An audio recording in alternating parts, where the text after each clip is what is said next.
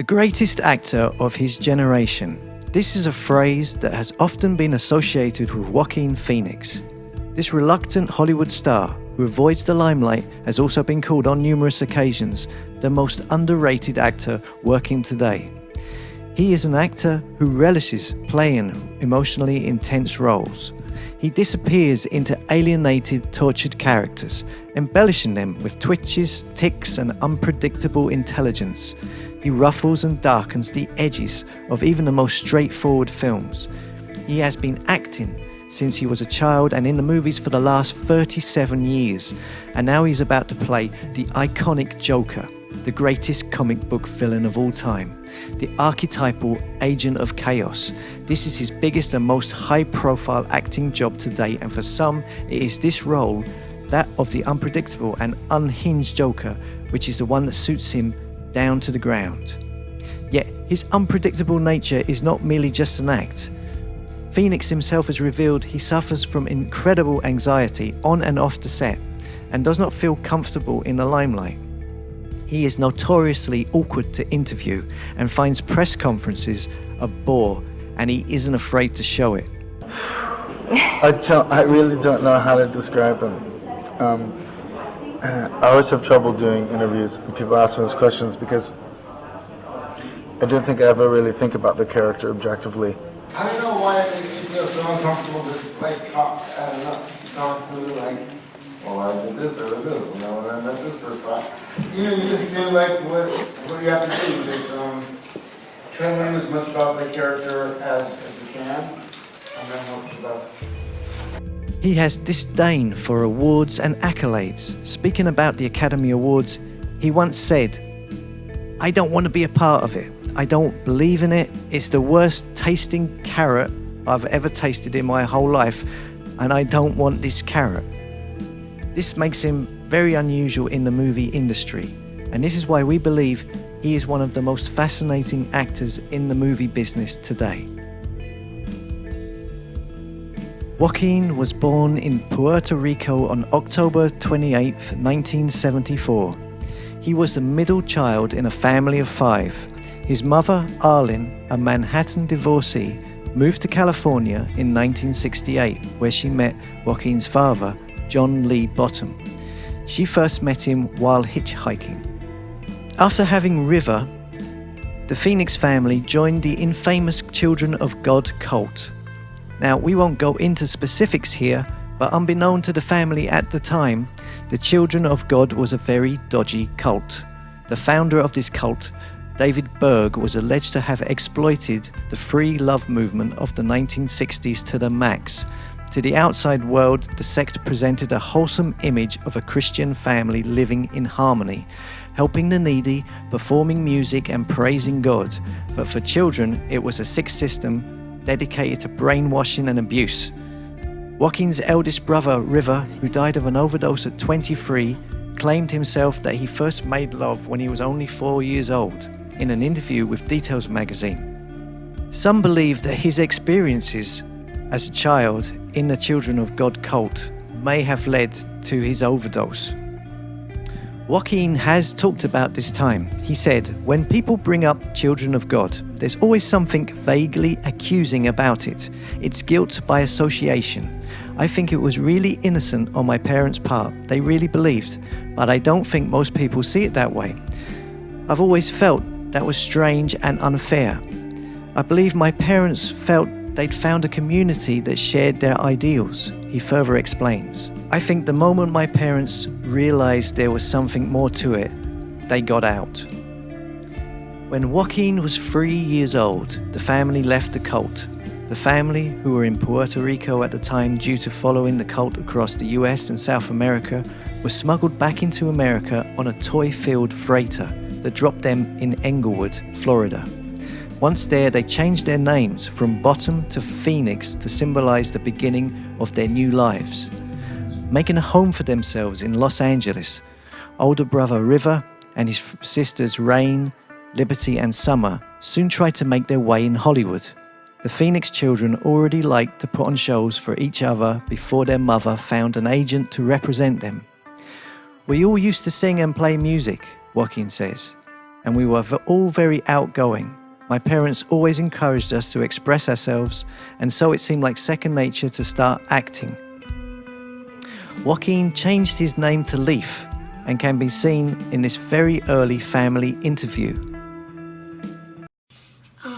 Missing our friends, but when we go someplace we get to meet other people, but then you have to say goodbye to them.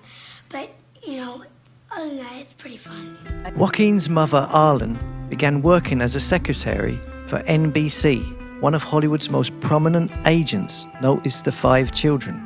They were offered acting work on television shows and in commercials. Joaquin was 8 when he made his acting debut alongside River in a television show, 7 Brides for 7 Brothers. After his performance, the work kept coming in. River famously starred in the classic coming-of-age film Stand By Me in 1986 at the age of just 10, springboarding him to international fame. It remains the film he is best known for. Joaquin appeared in numerous TV shows in the 80s under the name of Leaf Phoenix. He appeared in Hill Street Blues, Murder, She Wrote, The Fall Guy, and Alfred Hitchcock Presents, before appearing in 2 feel-good family movies in the mid-80s, Space Camp and Ruskies. As his elder brother River continued to climb to the heights of Hollywood fame in the late 80s and early 90s in films such as Mosquito Coast, Indiana Jones and the Last Crusade, and My Own Private Idaho, among many others. Joaquin's roles at this time were few and far between, although he did have a role in the 1989 Steve Martin comedy drama Parenthood, which gave him the opportunity to show a glimpse of the acting talent to come. Would it be okay if I stay with you for a while? River Phoenix died of an overdose at Johnny Depp's The Viper Club on October the 31st, 1993. At the age of 23, it happened outside the Viper Room, a popular West Hollywood night spot. His friends say Phoenix had been, in the words of one of them, acting strange. When he collapsed, his brother called 911 and mentioned the tranquilizer Valium in his frantic call. You must get over here, please. You must get over here, please. Okay, take it easy, okay? Okay, now I think he had Valium or something. I don't know. You must get over here, please. Yeah, slow down, okay?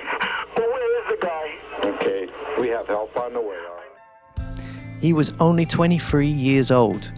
Joaquin was also at the club, along with his sister Rain. It was Joaquin who called 911 for an ambulance. The phone call went on for 4 minutes. Joaquin knew his 23-year-old brother was dying. The way the media infiltrated the privacy of the Phoenix family at this time profoundly affected Joaquin. At the time, the media broke into a funeral home in Miami and took a photograph of his body in a casket. The picture was sold to the tabloids. Joaquin disappeared from the spotlight after the death of his brother. It wasn't until 1995 and Gus Van Sant's To Die For that Joaquin returned to acting. To Die For marked the first acting credit where he is credited as Joaquin Phoenix. All his previous credits up until this, he used the name Leaf Phoenix. Phoenix played Jimmy Emmett, a young fool in love who is seduced into getting rid of Suzanne's husband for her. The film was a critical success, with both Nicole Kidman and Phoenix highlighted for their performances. New York Times critic Janet Maslin praised Phoenix's performance, writing, "So pity poor Jimmy, rivetingly played by Mr. Phoenix with a raw, anguished expressiveness that makes him an actor to watch for in the future." In 1997, Phoenix played a small-town troublemaker in Oliver Stone's U-Turn, and a poor man in love with a rich woman in Inventing the Abbots. Both films received mostly mixed and negative reviews, respectively, and neither performed well at the box office. The following year, Phoenix starred in the comedy crime drama Clay Pigeons. This film also received mixed reviews, with some saying that Phoenix was miscast in the film. The Washington Post said, "With his dark, deep-set eyes and dubious stare, his scarred upper lip and lank, greasy mop of hair, Joaquin Phoenix is an odd choice to star in a comedy. But then again, Clay Pigeons is a very odd film. Next up was the 1999 film 8mm. The film stars Nicolas Cage as a private investigator who delves into the world of snuff films. Phoenix played Max California. Even though the film was a box office success, grossing 96 million worldwide, its critical reception was mostly negative. Variety said, 8mm is a movie that keeps jumping the gate and finally unravels all over the floor. The New York Times said, by the end, the dialogue provokes unintended laughs, and even Cage, aided by memorable work from Phoenix and James Gandolfini, they just can't save it. In the year 2000, Phoenix's recent run of flop movies came to an abrupt halt. He starred in 2 movies this year, The Yards and Gladiator. While The Yards, an American crime drama, was met with respectfully good reviews, it bombed at the box office. With a $24 million budget, it barely made $1 million back at the box office. But Gladiator was in direct contrast to this and proved to be a massive success and a breakthrough role for Joaquin. Phoenix played Commodus, the evil son of the Roman emperor, who murders his father in order to seize the throne. Gladiator became the second highest grossing film of that year.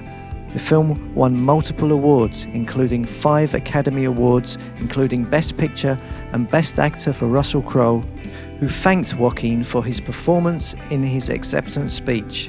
An incredible cast: Joaquin Phoenix, Connie Nielsen, John Hansu. Phoenix's performance as the villainous Commodus turns what could have easily been a cartoonish villain into a richly layered study of pathology. It garnered an Oscar nomination for Best Actor in a Supporting Role, as well as a Golden Globe nomination in the same category. Phoenix has said he was incredibly nervous and uptight on the set of Gladiator, so much so that the late great Richard Harris, who played his father in the film, tried to loosen him up by plying him with alcohol. And director Ridley Scott ran through hours of takes without film in the camera just to get Joaquin to calm down. Phoenix is forever the method actor. For his role as Commodus, he carried a sword with him everywhere. He even had one in his hotel room. He also packed on the pounds to give the Roman emperor a flabby, pampered look. He told The Guardian, "So one morning I was studying the script and lightning struck. I went out and cut my hair and added some weight. To start with, I was toned, but I made him flabbier to show how this scrawny prince had kind of ripened into an emperor." Joaquin's run of good movies continued with Quills, Buffalo Soldiers and Signs. In subsequent years, he played a conflicted priest in Quills, a film inspired by the life and work of the Marquis de Sade. The film was well received critically and a minor art house hit. Buffalo Soldiers is a black comedy and satire with Phoenix in a starring role, playing a soldier who is making money selling drugs while not in combat. It was a financial flop, but was critically applauded, with Phoenix getting special mention. Empire magazine said, "But it's Joaquin Phoenix, rapidly becoming one of cinema's most versatile and likable actors, who manages to diffuse a little of the bleakness as Ray." Phoenix also starred in M. Night Shyamalan's science fiction thriller Signs, alongside Mel Gibson. The film tells the story of a family living on a farm who find mysterious crop circles in their fields. The film was a huge financial and critical success. In 2003, Phoenix starred in the film It's All About Love with Claire Danes. The film received dreadful reviews and was so bad it was allegedly disowned by its stars. Apparently, leading actress Claire Danes burst into tears upon seeing the end result. In the same year, Joaquin made a vocal appearance in the Disney animation Brother Bear. 2004 saw Phoenix team up again with Shyamalan for The Village. The Village was marketed as a terrifying thriller from from the filmmaker behind The Sixth Sense, a creatures in the woods story with a premise ripe for a huge twist ending. The film was a hit, a financial success, but audiences on the whole left disappointed, expecting a scary ride of a film. It was more of a meditative drama about grief and loss. Critics were split down the middle on this one. Also in this year, Phoenix starred in Ladder 49 alongside John Travolta as a Baltimore firefighter. Phoenix actually enrolled in the Baltimore Fire Academy to learn the ins and outs of the profession. He trained for weeks, and then after graduating, he later went out on real calls. Soon he was riding along with Crew 10 as a real fireman, putting out real fires. He even got tattooed with the unit's mascot, Busy Bee, to remember his time with them.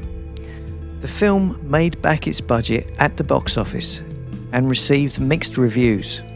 The general consensus of the film was, instead of humanizing the firemen, the movie idolizes them and thus renders them into cardboard characters.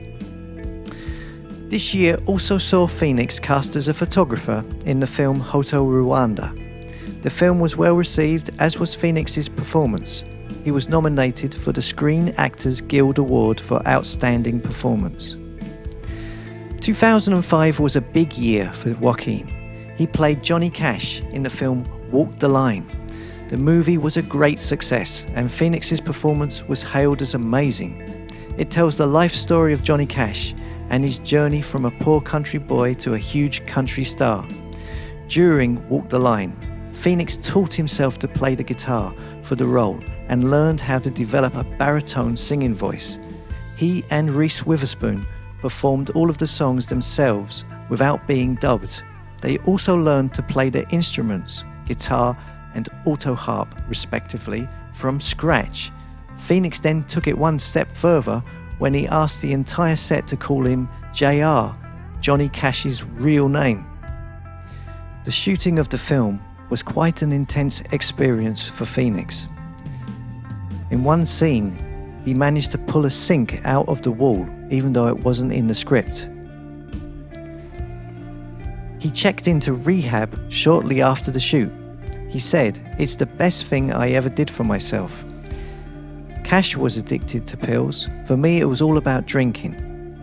It was then that I became aware of my drinking. I wasn't an everyday drinker, but didn't have anything else to do, anything to hold me down, he told Time Out magazine.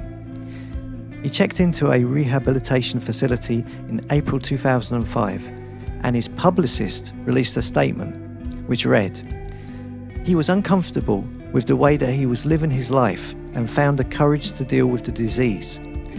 Following his stint in rehab, he began attending Alcoholics Anonymous meetings. He later called the supportive network the best thing I ever did in an interview with the New York Times."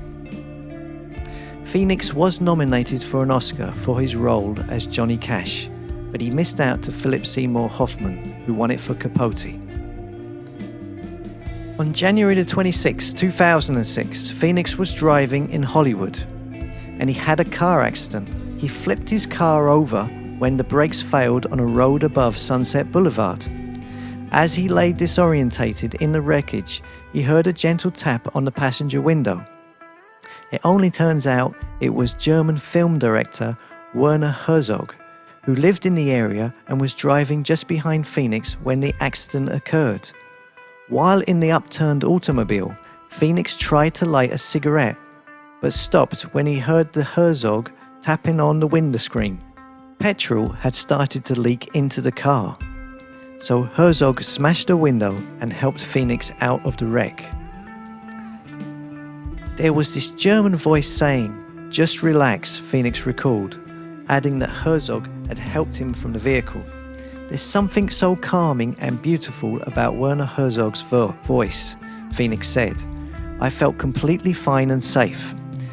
Herzog refused to stick around and take the glory. "I got out of the car and I said thank you," Phoenix said, and he was then gone. Joaquin's tour de force performance of Cash obviously took a lot out of him. He didn't appear in a film until 2 years later, in 2007. He starred in We Own the Night and Reservation Road. Both films were okay, but unremarkable. Received mixed, mediocre reviews. Reservation Road, though, was panned and was a big box office flop. Film critic Peter Travers wrote, "Even the best actors, and I'd rank Joaquin Phoenix and Mark Ruffalo among the generation's finest, can't save a movie that aims for tragedy but stalls at soap opera." Two Lovers, released in 2008, saw Phoenix starring with Gwyneth Paltrow in a romantic drama that was hailed as a throwback to the days when love in the movies involved the mind as well as the heart. The film was very well received by critics. Fine performances, notably from Phoenix, said Empire magazine. But it still don't make this an easy sell. But it is atmospheric, accomplished, and intense. 2004 saw Phoenix team up with director Casey Affleck to create a mockumentary film, I'm Still Here. Joaquin plays himself. The film follows him from the announcement of his retirement from acting through his transition into a career as a hip-hop artist. Phoenix remained in character for public appearances. The film was accompanied by a months-long publicity campaign that saw Joaquin try to convince the public he had lost his mind, and his acting skills this time caused him a few problems, as people truly believed he was really having a nervous breakdown. In a Playboy interview, Joaquin explained, "I can see how people felt like they'd been duped. I think I would have had a similar reaction," the star admitted. "I totally understand people getting defensive and scared because they don't want to be taken advantage of. It was a liberating experience for me, unlike when you're acting and everyone is there to support you and you can do take after take. When I did those live music shows and the movie, the safety net wasn't there. Or maybe the safety net was there, but it was old, worn, full of holes, and probably going to collapse." He also made a now infamous appearance on the David Letterman show, leaving viewers believing he was having a meltdown. What can you tell us about your days with the Unabomber? Well, I've been working on my music. You're not going to act anymore? No. Phoenix talked about his notorious appearance, in which he gave almost monosyllabic responses to the chat show host's questions while sporting dark sunglasses and a beard. David Letterman was not in on the joke, Joaquin revealed. "My agents, my publicist, they were all in on it, of course, but look, David Letterman is one of the smartest guys on television. There's no way that guy doesn't know what's going on in some way. That's what I'll say about it." Phoenix and director Casey Affleck did not reveal that Joaquin was acting when he made his appearance on the show until the film was released. Which leads to what many believe to be Joaquin's next role and his finest performance as Freddie Quell, a World War II vet who falls under the spell of a cult leader, Philip Seymour Hoffman, in Paul Thomas Anderson's The Master. Both Phoenix and Hoffman are electrifying, like two expert magicians at the top of their game. Phoenix's performance was hailed as masterful. Movies.com declared, "Phoenix is stunning as the violence-prone drifter." Thompson on Hollywood said, "We'll be talking about The Master deep into awards season. Phoenix should be considered the front-runner for Best Actor." Forrest Wickman, writing for Slate.com, said Phoenix, whose actorly transformation appears to be as frighteningly complete as Daniel Day-Lewis's in the Oscar-winning role of Daniel Plainview from There Will Be Blood. Phoenix survived on an extreme diet of nuts to lose weight for his role in The Master, and to perfect Freddie's menacing sneer, Phoenix needed to maintain a clenched jaw for the entire production. He actually went to the dentist and had brackets and rubber bands put on his teeth so his jaw stayed shut. He also studied videos of wild animals in captivity. It's pure reaction, and you see the muscles going, I knew that's what I wanted to capture. They're hurting themselves and they don't even know that. But something inside is saying, get out, he explained to the New York Times. During the jail cell scene, Joaquin Phoenix breaks a real toilet. His actions were entirely improvised. Due to the historical past of the building where the scene took place, the toilet was considered an historical artifact. Joaquin had no intentions to break the toilet, nor did he think it was possible, but it still happened. Phoenix was again nominated for a third time for an Academy Award, but this time he was beaten by Daniel Day-Lewis for Lincoln. Many believe that this Oscar snub in this particular year was possibly due to negative comments he made about the Academy Awards in an interview in October 2012. Phoenix labeled the Academy Awards as bullshit.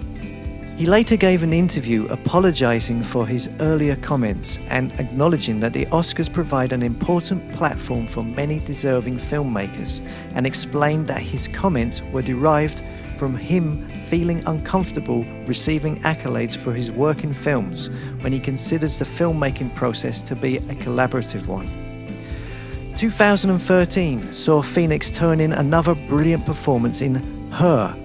Phoenix plays Theodore Twombly, a writer who works for a website that writes beautiful handwritten letters. As humanity has evidently lost the ability to write emotions down on paper. He is lonely, suffering heartbreak, following a difficult divorce and unable to move on with other relationships. Her was both a critical and financial success, with Phoenix getting special mention for his role. He was nominated for a Golden Globe for his performance. Also, in 2013, Phoenix collaborated with director James Gray for the fourth time in a drama film, The Immigrant. The film was not successful financially, but it did receive good reviews. 2014 saw Joaquin reunite with director Paul Thomas Anderson for Inherent Vice, an American neo-noir film based on a novel of the same name by Thomas Pynchon. Joaquin plays Doc, a paranoid stoned private eye in 60s LA. When asked about Joaquin's acting talent, he told Rolling Stone magazine, "He's like a dog that will fetch the ball over and over and over again. You can throw it down the cliff, you can throw it into the snow, you can throw it in the ocean, and he will go get the ball and bring it back, and he will curl up in your lap and keep you warm by the fire. He's the best dog I've ever had." Inherent Vice has been said to be like the spiritual prequel to The Big Lebowski. Inherent Vice brings you a sprawling, unobstructive narrative and then asks you to savor as much as you can.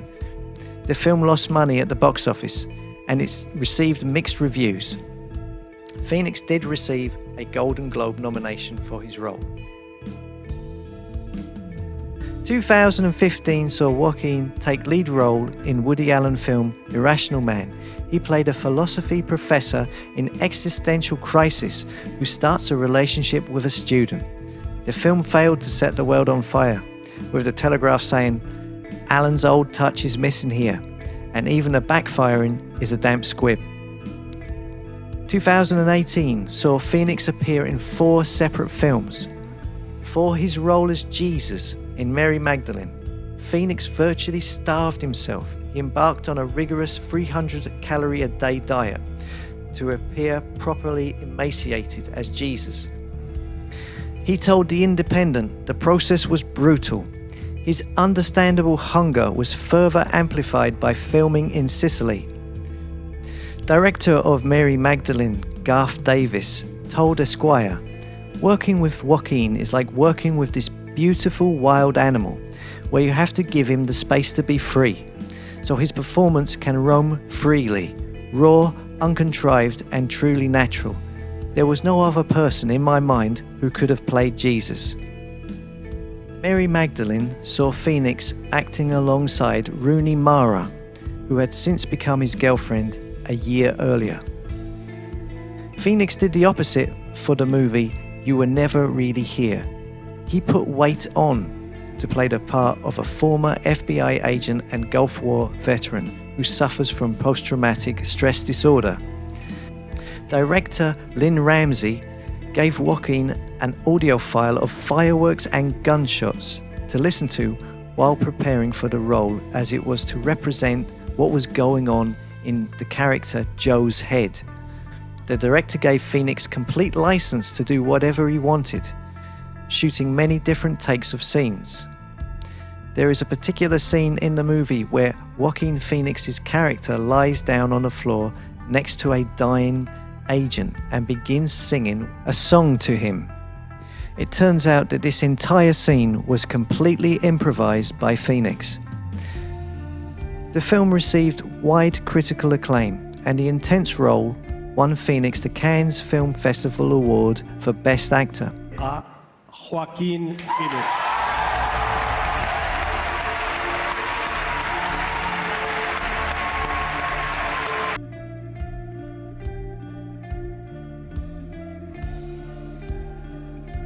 The third film to be released in this busy year was Don't Worry, He Won't Get Too Far on Foot, directed by Gus Van Sant, who Joaquin first worked with back in 1995 in To Die For. Phoenix plays John Callahan, a disabled cartoonist. In typical Phoenix fashion, he pored over the footage of the real Callahan to get a better feel for the man, his physical capabilities, humor, and demeanor.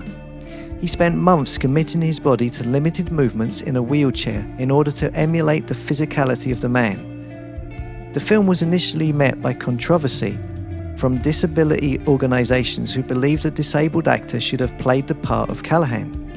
But nevertheless, both the movie and Joaquin's performance garnered good reviews. Gus Van Sant once again proves his gift for drawing terrific performances from his actors, said Empire magazine. They also went on to say, in a more conventional film, Joaquin Phoenix would be a Best Actor favorite. In Phoenix's final film of 2018, it saw him star with John C. Reilly and Jake Gyllenhaal in a dark western comedy called The Sisters Brothers. It was the final feature film starring Rutger Hauer, released before his death. Coincidentally, Hauer only appears in the film as a dead body. The film received mixed reviews and did not make its budget back at the box office. And so that's Joaquin's career up to this point. The next stop is the Joker movie, and possibly Joaquin's biggest role of his career. Even though the film is yet to be released, it has had considerable word of mouth from industry insiders acclaiming Phoenix's performance. The acclaimed actor's title role in the Joker will debut at the Venice Film Festival later this month. Thanks for listening. Don't forget to subscribe, like and comment. See you later.